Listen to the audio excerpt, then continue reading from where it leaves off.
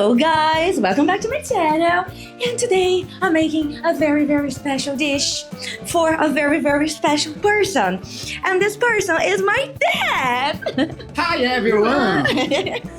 So I'm making his favorite Brazilian dish today, and let's see if I can nail and if he will like it. Let's see if he can do it. Yes. Let's see. It's a very high protein dish because he needs to keep his muscles strong. Bye. Now, you see? So a very healthy and high protein dish for him. So let's start. And by the way, just to let you guys know, this big guy here, which is my dad, he has 64 years old. I have the genes, huh? Hopefully I'll be like that.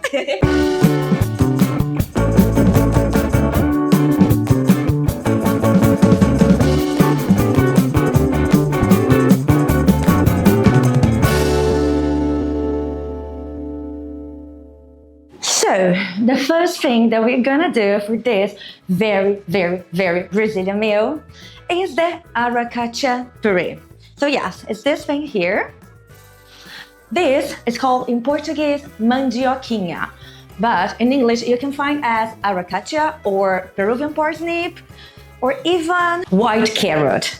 But this is not like white carrot, the normal ones that you used to find in Europe, or parsnip. It's very different vegetable root. It's very yellow inside, and the texture is much more similar to a potato rather than a parsnip. And traditionally here in my city, in São Paulo, we make or arracacha puree or arracacha gnocchi or arracacha soup. But obviously you can use this just like you would with potato. It works as well as potato, so it's quite big, the range of meals you can make with that. So just think about potatoes, it's the same. I think every single thing as you use, every single dish that you use potato, you can use this one here.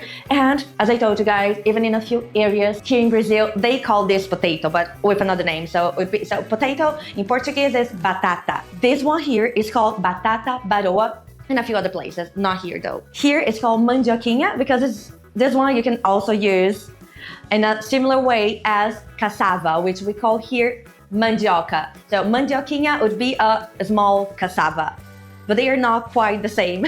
I know it's a big mess, I know, I totally understand. I'm sorry about that, but I'm just trying to introduce you guys one of my favorite vegetables here in Brazil.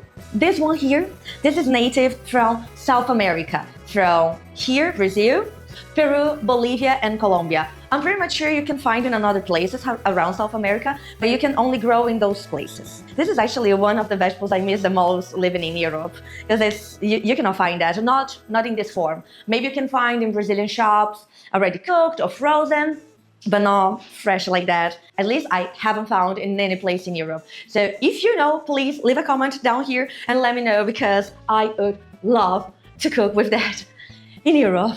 Help me, please. Let's start making our puree. Are you ready, guys? So now it's very easy. You just need this vegetable. No, I'm sorry. You just have to peel it. And to not waste anything, you can simply peel everything and you don't even need to cut this part, okay? You just have to keep peeling and then you don't waste anything. Voila, now I have my naked vegetable. As you guys can see, it's very yellow inside. And it's so beautiful! And you can also find the different sizes. So to make a puree, I prefer to buy this one here. So this is like a big size of mandioquinha or arracacha. But you can also find like this size here. Sometimes the small is better, but in my case, I prefer bigger. The vegetable, I'm talking about the arracacha, guys, please. And but depends on what you're making. Literally, maybe if you're making a gnocchi, it might be better the small one. A soup, maybe better the small one because they are more tender. So they will cook a little bit faster and they will blend a little bit better with the other vegetables as well. As you guys know already, I hate food waste. So all this peel in here, I'm not gonna waste, okay? I'm gonna put this in this little bag and keep it in my fridge. Not for this meal, but for another meal. There's a few ways that you can use that.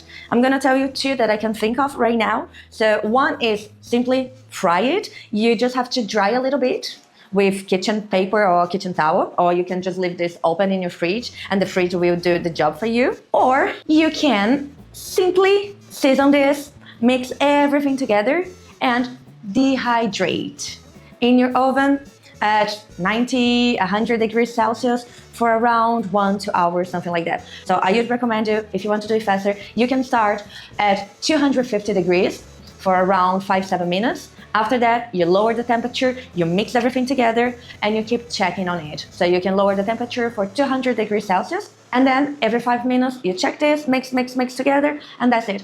You can also do this in your air fryer, but this might be dangerous depending on the type of air fryer you have. In my air fryer, I cannot do that because they fly all over and then they heat the thingy there. I don't know what it's called, the power thing that heats everything, and it burns, and then you can have a massive fire in your house. Another easy and safe way that you can only do in small batches is in your microwave. So you have to do the same, season this the way you want, throw a little bit of olive oil, mix. So you grab a plate, you put a kitchen paper underneath, and then you put this, and every 3 minutes or so, you check. Because it depends on your microwave, so I cannot give you an exactly time and temperature or the power you should use in your microwave. You have to check that, okay? But there are those, actually, I gave to you 3 ways to use this. So don't waste, please. And now is the easiest part. You just have to chop them in even size. I'm gonna show to you, more or less, the size that you have to chop. Yes, I don't have my knife. This is my parents' knife, and it's not as good as mine, but it is what it is. So more or less like this thick. So about 1 finger size, 1.5, something like that. Depends on the size of your fingers. And to do it faster, you can grab 2 and do in a row. I really wish you could smell it. The smell of this vegetable is just so unique. So unique. I remember the first time I saw parsnip in Europe, I was like, oh my God, I finally can eat Mandioquinha in here. And then when I bought that, I was like, no, it's completely different. It was so sad. So sad. Seriously. The smell is not the same. The flavor is completely different. It still is a very good vegetable, but this one is like 10 times better. So if you guys ever come to Brazil, you have to try this thing in here. So ask.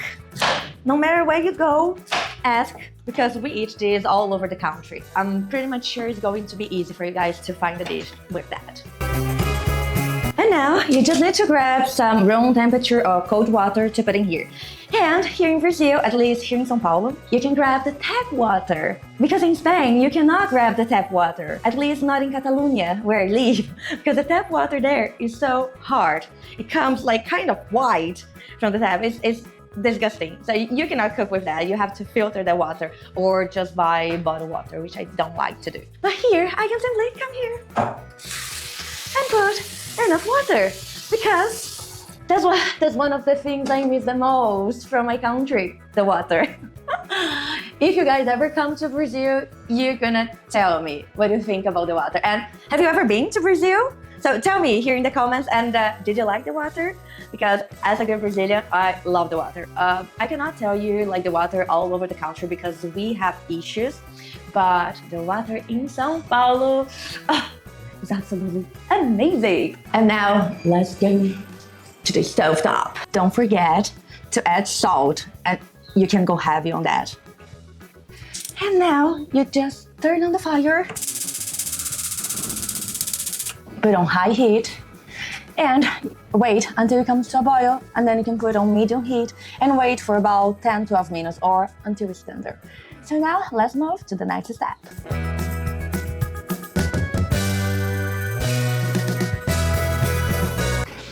And now it's time for our steaks. And what we have here today is the Filet Mignon. It's the finest of the cuts of the cow. It's basically the same. It's not my favorite way, but I'm not cooking here my favorite dish. I'm cooking my dad's favorite dish. And my best way to prepare steaks is you leave overnight with salt, and then this kind of dehydrate a little bit, the salt penetrates, and then you have a more tender meat. But I forgot to do this yesterday, and I had to shoot the video today for you guys. And so what I did was that today morning I thought about that and I was like, okay, there's not enough time for the salt. So I just left open in the fridge just to dry a little bit with a kitchen towel underneath. And now the only thing that we have to do is just season with some salt and cook it. Hopefully medium rare here, and of course salt. Pan is very hot. So now we're going to cook for only 1 minute each side. And I already oil my steak, so easy here.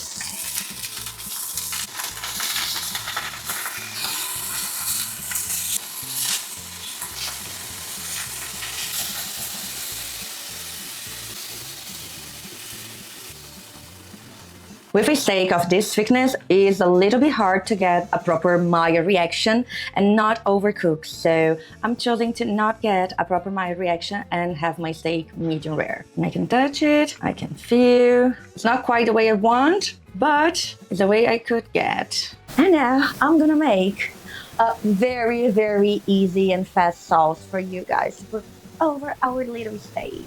In the same pan that we cook our steak, you grab it, put it back on fire because I had to turn off the fire because it was absolutely smoking here.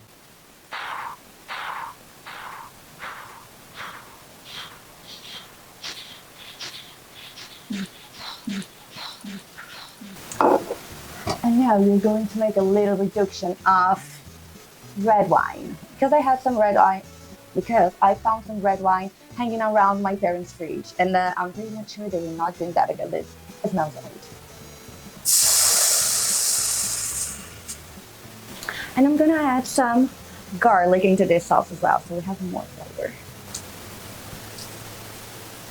So now that the wine is reduced to a syrup-like texture, like this, so doo-doo. Now I'm gonna add a splash of water. And now we're gonna season this here with this oxtail soup powder that there are not many bad ingredients in here. So I think it was the best quick option to use for our sauce. So let's grab and throw it in here. And we can mix everything together. Now we're gonna season this with some vinegar just to brighten things up. So in my case, I'm using a fig vinegar, which I bought in the duty free from France when I came here. And I'm gonna use, because I have this at home, but you don't really have to use this type of vinegar. Use the one you like. If you have balsamic vinegar, this would be a good dupe. So it would be a good replacement for this one here. Otherwise, just use the vinegar that you have, it will do the job. And a knob of butter. Mix everything together and your sauce is ready. So now our Mandioquinha or Arracacha is ready and it's strained, as you can see. Oh, I'm so tasty. I just have to try a little bit. It's so good. And now we just have to place it and turn it into puree. You don't need to add any more salt into that because I told you to add enough salt in the water. So our Mandioquinha is already very well seasoned. Now we just have to blitz it. But the trick when you're blitzing Mandioquinha or roots, they are very starchy. You don't blitz too much because otherwise they get very gooey. So they get like the mochi texture kind of. So that's not what we want, okay? So you blitz this for a few minutes until everything is soft and good as a puree, but don't overdo that, okay? So with the blender, this one here didn't work the way that I expected and was turning into a gooey mess, exactly not what I wanted. So I had to switch for this one here, a masher, and mash everything. So it's not a gooey mess, it's much better than that, but it still is not the perfect texture. My bad, I thought that blender would work in a different way, but didn't. So maybe for you at home, just do with a masher and that's it. So my dad, he wants his meal with 2 fried eggs and this we call here in Brazil, bife a cavalo. So if I translate to you, it means horse steak, something like that. So I don't know why they call that, I have no idea, but yeah, so every time that you have a steak with an egg over that, it's called bife a cavalo in here. Now I'm gonna fry in 2 eggs and that's it.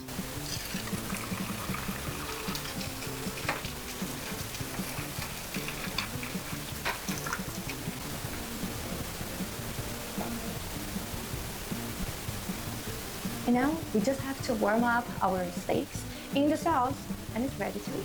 So once your sauce is warm again, turn off the heat.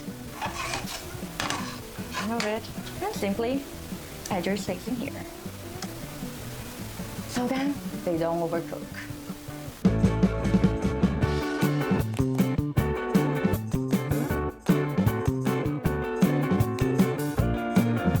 Okay, so finally the dish is ready. My dad is starving.